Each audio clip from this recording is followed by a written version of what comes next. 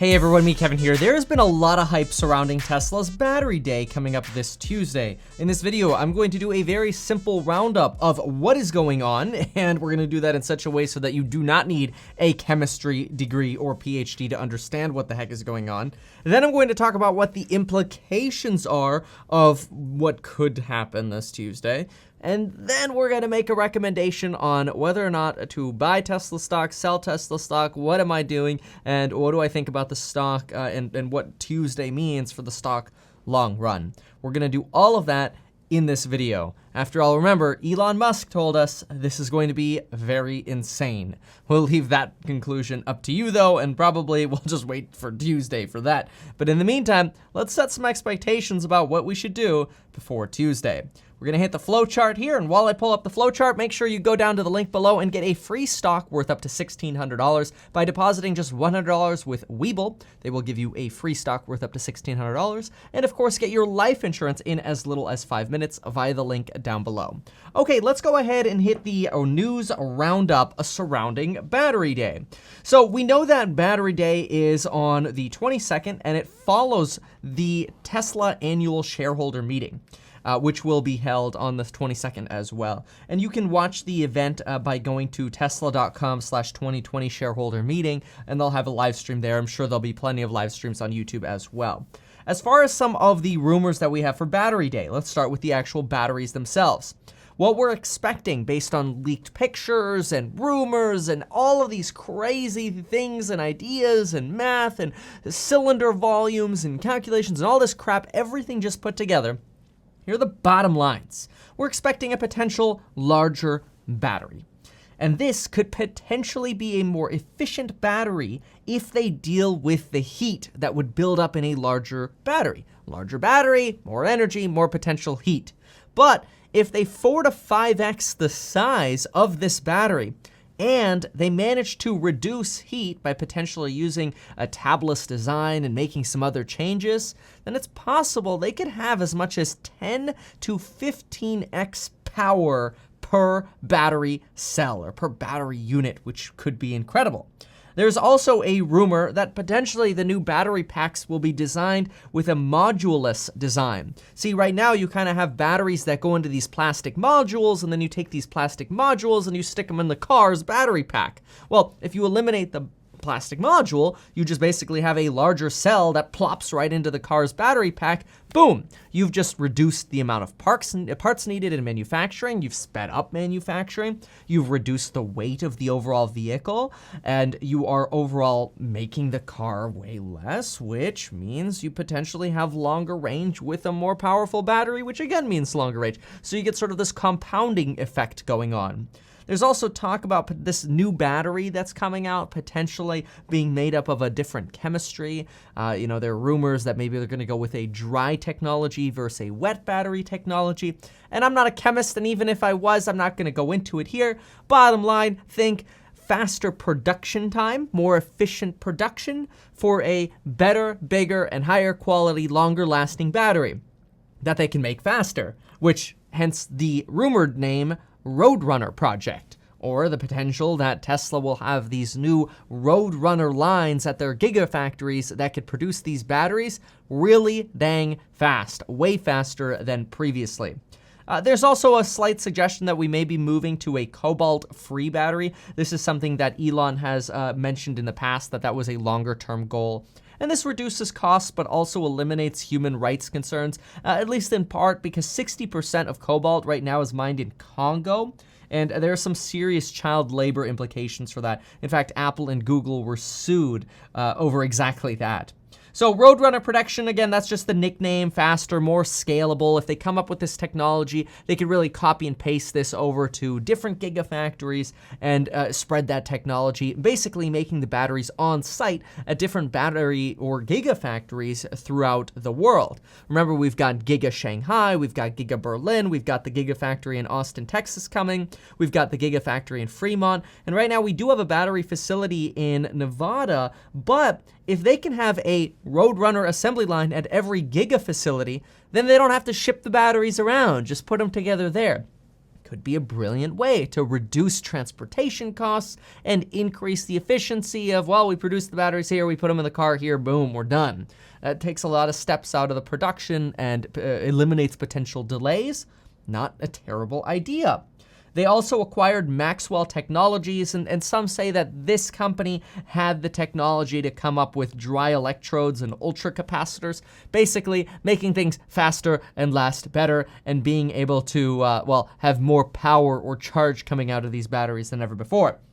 So, what are some potential implications out of all this? Blue is kind of like we could talk for hours chemistry-wise about the blue here, but I think we care about our money more than we necessarily care about the chemistry.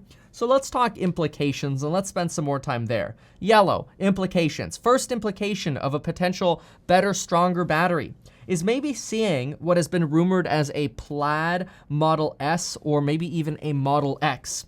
Basically a higher end unit. And this is actually not a bad idea because really right now, I've said this in videos before, I don't understand why you would buy a Tesla Model X. And don't get me wrong, I have an X, but I got the X before there was a Model 3 and before there was a Model Y. I've had this thing since 2017, and I've seen the Tesla car get better and better. That's one of the reasons I own as many stocks as I do. I mean, we're over 13,000 shares, and knock on wood, I'm super grateful of that. But like, me buying that Tesla Model X has been the reason for me going nuts on this stock, seeing the evolution of it. But when the Tesla Model Y and the Model 3 came out, I thought to myself, why would anybody ever pay $100 grand for the car anymore? Like, you could get the same thing for 40 in the 3, or 55 if you get some upgrades, or the Model Y, right? It didn't make much sense to me. It's possible that the plaid Model S, Model X will take the same designs that they have, throw the higher end batteries in there, and boom, now all of a sudden you have this ultra sort of high-end vehicle that maybe gets, instead of an average of 300 miles per charge, per vehicle's charge, maybe you could start seeing those longer ranges like that 600 to 700 range battery. This would be very good because the Lucid Air, which is a competitor that was just announced or sort of has been showcased more recently here, boasts a 517-mile max range. And it's a much more expensive car. I mean, each of the Lucid models are well over $80,000 right there in that S and X range, and some of them are well over $150,000. So this would be a very good way for Tesla to increase their revenue per vehicle on average and take advantage of maybe that higher end consumer that they might be losing to the Mercedeses and the BMWs and, well, more recently the Lucids. Not a terrible idea. Now, obviously, we might see longer ranges in the other vehicles as well. However, in my opinion, this is very unlikely to happen because if they start bumping up the mile ranges from around 250 to 350 for the base model, vehicles that they sell, the Ys and the 3s, you're much more likely to see people say, you know what, I'm just gonna wait before I buy a battery or, electric vehicle, a battery EV, or as some say, a BEV. I'm gonna wait until, we have 1,000-mile cars. So in other words, if Tesla increases the base model mileage too soon, they could alienate some of their customers who bought in early, and that frustration could turn into more customers not converting to Tesla yet. In other words, simply put here, if they just kept the mileage the same for the base models, but then at like the plaid models, the high-end Model X, the high-end Model S, if they come out with those, they say, well, if you want to pay for it, if you want to pay, $120,000, $150,000 for a car again, like when Tesla first brought the S and X out, especially the higher-end X, the P100, well, no problem. Here you go. Here's the option for you. But otherwise, everybody else, sure, we might put the new batteries in the Model 3, but it's still going to be a 300-mile range vehicle. In which case, guess who pockets the difference?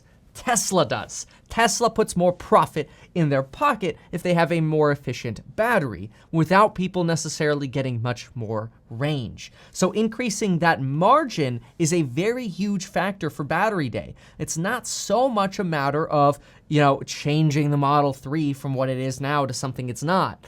That will probably be reserved for the S and X, whose sales have really been cannibalized by the Model 3 and Y. So this battery day really has the potential of increasing profit margin. This is number one. This is going to go into our stock analysis. This is very important. And increasing profit per vehicle as they potentially bump up the higher end style vehicles again. Okay, now let's talk about the million-mile battery. So it's widely anticipated that Tesla is going to announce that their batteries can now last 1 million miles, which previously, currently I should say, the batteries are expected to last somewhere between 400 to 500,000 miles. And there is a very big population of people, like think back to the original Prius adopters who said, I don't know, maybe I'm just not going to buy a Prius because I don't want to have to spend $8,000 on a new battery pack in 4 years once I hit 100,000 miles, was back in the day the Prius problem. Well, this Tesla having the million-mile battery, especially if they warranty their batteries at 1 million miles, that would be game-changing, not only for semi-trucks, but also just for people's impressions. If people's impression is, oh my gosh, they warranty the battery for 1 million miles, I ain't gonna do 1 million miles in my life. Like, screw that, whatever, I'll go buy the car. If they're that confident, sure, I'll buy it. That conversion could be very, very huge for Tesla's bottom line by introducing a completely new customer base that has previously feared a transition to EV vehicles because of their sort of historical beliefs that, batteries just don't last long and they're expensive to replace. But the million-mile battery, not just being good in that sense, could also be very good because, if we have a 1 million-mile battery, it means we'll be able to go through more charge and discharge cycles. Every time you charge up your phone and you drop it down to 0 and you go back up and you go down, every time you do that, it's a cycle, and batteries only have so many cycles. But if you have a 1 million-mile battery, presumably you have many, many more cycles, which might enable new things and new sort of features like vehicle-to-grid. Vehicle-to-grid is something that has been heavily rumored that basically you go plug your car in at night or it's plugged in during the day or whatever, and then let's say you have a power failure because your state is on fire or something crazy like, I don't know, California, then your car's battery could juice up your house for a couple days with battery. No more gas electric charger or electric generator to turn on and pour gas in, and those things are a hassle to start and oil up. Anyway, it's a fascinating idea, and that could happen with a 1 million-mile battery.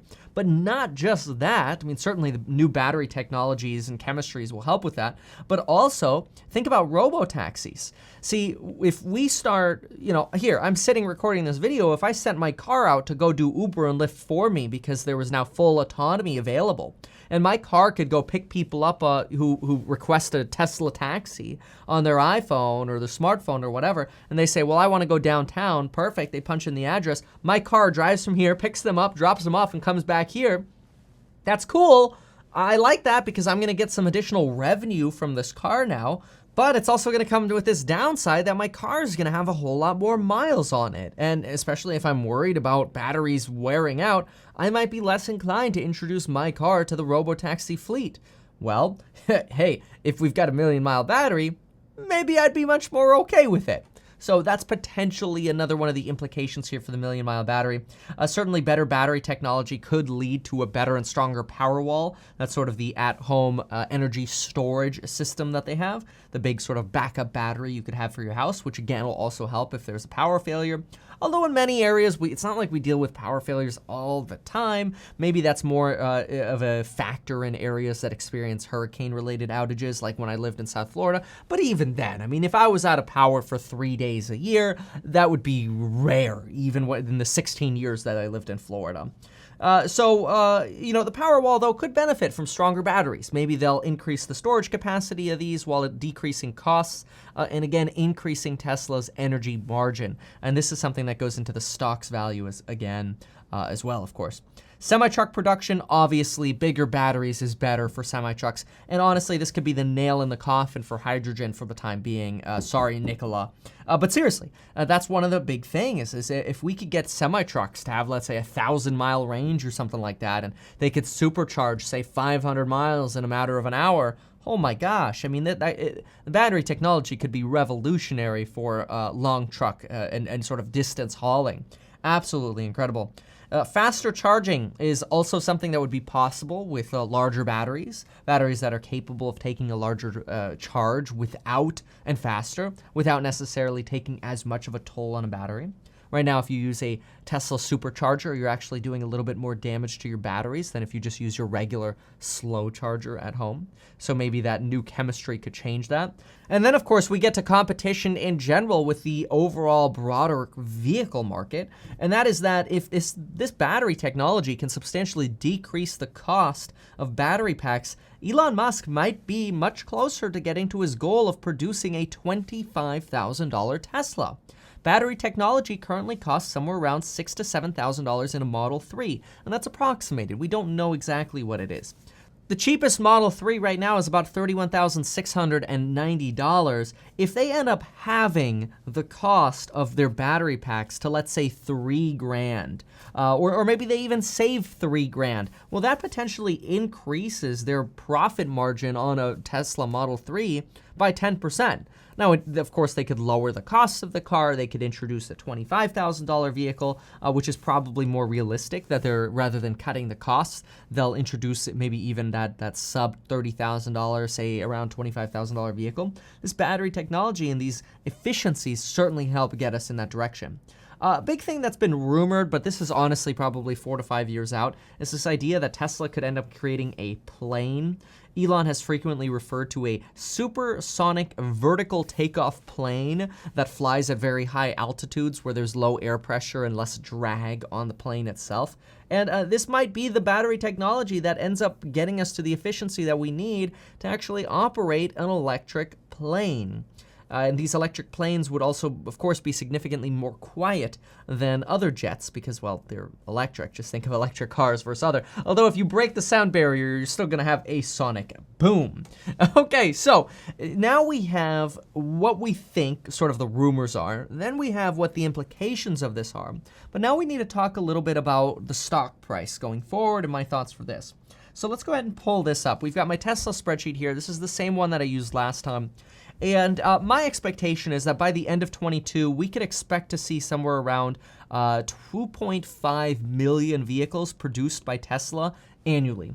And that's because I believe they'll be able to produce 500,000 vehicles at the Fremont facility, 500,000 vehicles in Shanghai, 500,000 vehicles in Berlin, 500,000 vehicles in Austin.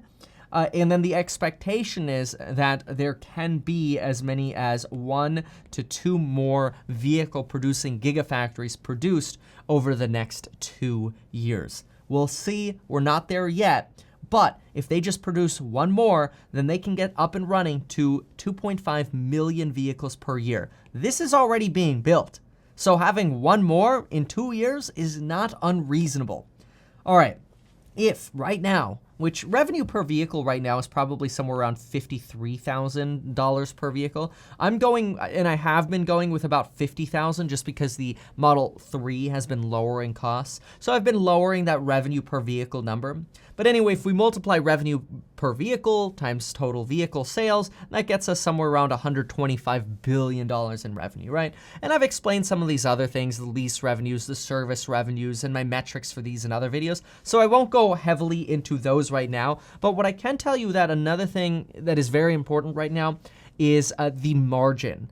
Right now, Tesla spends around 75% on their vehicle revenue on costs. So when they're producing $125 billion worth of revenue up here, you know, we're usually spending somewhere around $93 to $94 billion.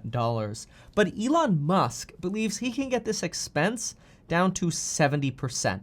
If we go down to 70%, that's a huge shift. But one of the big catalysts for actually making this shift is the cost of batteries. So we'll adjust that in the moment here. I do just want to explain the rest of the spreadsheet and just say that I put in here a corporate tax rate of 28%. And the reason I'm doing this is because right now we're at a corporate tax rate of 21%. If Biden is elected, we could see this rate go to 28 to 35%. If Trump stays in, we could see it go down to 15%. So this is where we are now, but we could see either of these. And I'm so, you know, I like to be a little bit more conservative. I go towards the worst case. So I'm putting 28% in here as a tax rate. So to me, at a 40 times earnings ratio at the end of 2022, to me, it would be reasonable for the Tesla share price to be around $743 per share. Then that would work out to a return of, I'm gonna erase this here because I have it running the math at 3 years. It would work out to a return of about 29% per year between now and the end of 22, which is not terrible at all. So here's the thing though. How does the battery technology manipulate and change the stock valuation? And that's the very important thing that we want to talk about right now. We want to understand all of the rumors that we heard today. If the rumors are true and we end up getting some of these changes in efficiency and some of these expectations coming through, remember those big changes I talked about while we were going through the rumors, how is that going to affect the potential stock price? Right now, our expectation is that the stock could be worth somewhere around $743 by the end of 2022.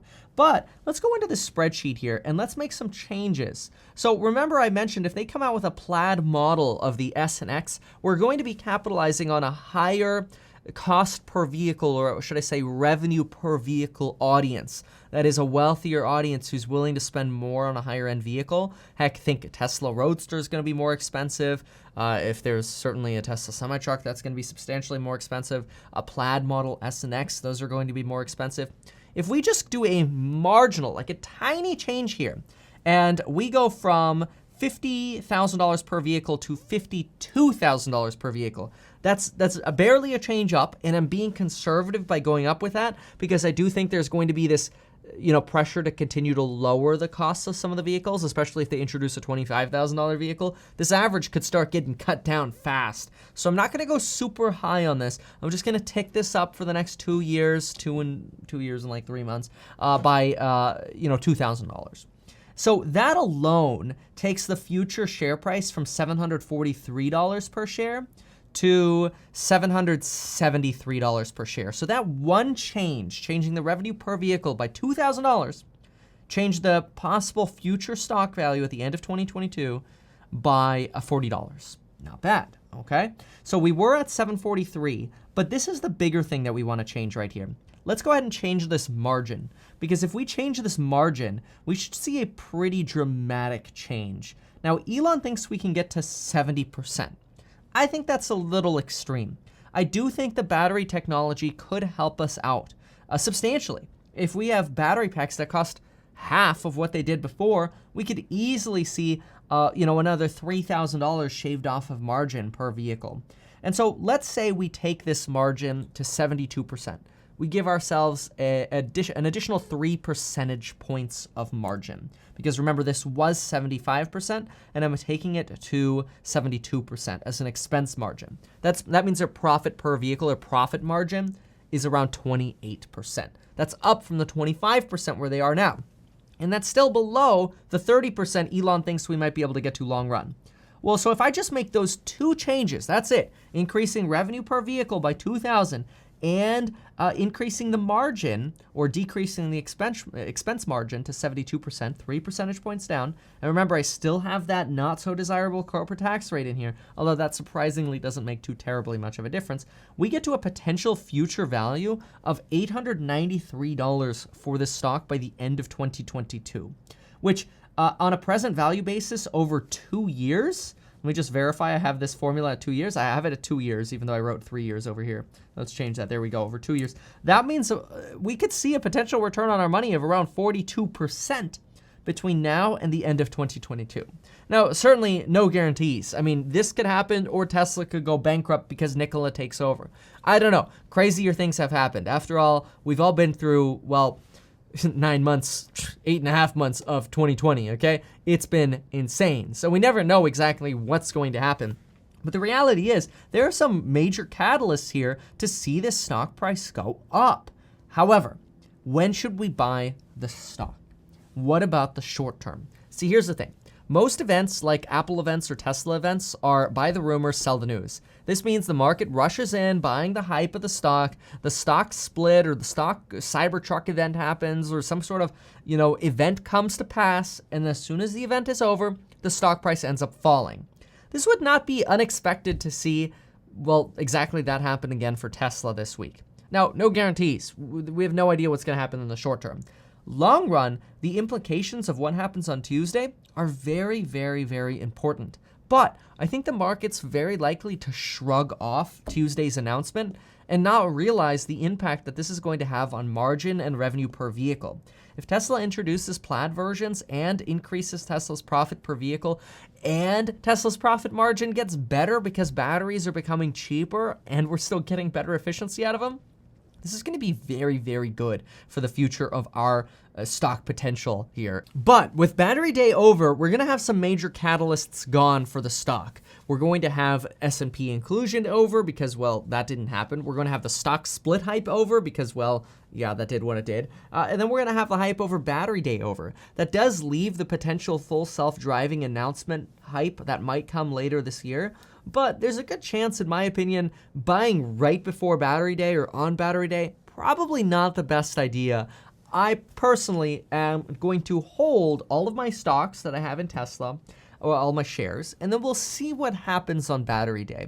If the stock shoots up right afterwards, no problem. I'll sit on the sidelines, let Wall Street digest what the heck is going on a little bit, and then they'll probably get distracted by some other shiny object somewhere, and they'll leave Tesla and go invest in the next hot commodity, because that's what Wall Street does. They play to their investors, and their investors don't want to feel like they're missing out, so hedge funds go run around to the next shiny object. I, on the other hand, would, and I hate to say this because I own a lot of Tesla shares, I would like to see Tesla share price fall after Battery Day, coupled with some of the amazing announcements that we heard in this, well, video here. Because if we see that happen, we're literally doing the best possible thing as investors. We are going to take advantage of the information that we get on Tuesday that says we are in the right place for the next 2 to 4 to 6 to 10 years. And we're taking advantage of the market being stupid, and we're going to be able to buy in at a lower price. That's my ideal. As the stock keeps going up, that's okay. I'll keep holding for the time being. There was part of me that was thinking maybe I should sell a little bit before Battery Day, but I have to pay too much in capital gains, so that doesn't make much sense. Who knows? You can really never predict the stock market in the short term, but for me, if this thing goes down after Battery Day, and we see some of these things, I'm loading up. Thank you so much for watching. Hopefully you appreciated this breakdown and hopefully not too technical summary, and we'll see you in the next video.